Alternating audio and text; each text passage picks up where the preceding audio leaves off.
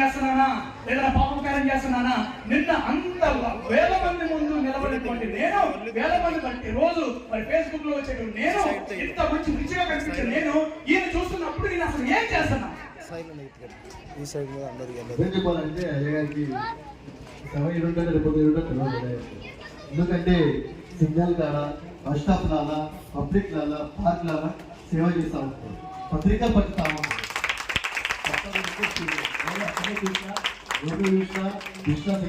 పత్రిక పంచుతుంటే చూసి కలిసి మాట్లాడే సంతోషం అనిపించింది. ఆ విషయం ఆ సమయంలో ప్రధాన కలపత్రం కృషికు నగర్లో తెల్లవారుజామున ఈ స్టూడెంట్స్ అందరూ వెళ్తా ఉంటారు కదా, క్లాసులకి వస్తున్న కాడికి వెళ్తా ఉంటారు కదా, వేల మంది ఉంటారు మార్నింగ్ సమయంలోనే. అప్పుడు నేనేం చేశాను, ఆ బ్యాగ్ లో మొత్తము బైబిళ్ళు, దేవుడికి సంబంధించిన పాంప్లెట్ అన్ని పెట్టుకుని ఏం చేశానంటే ఆ బస్ స్టాప్ దగ్గర, ఆ మెట్రో ట్రైన్ దగ్గర నిలబడి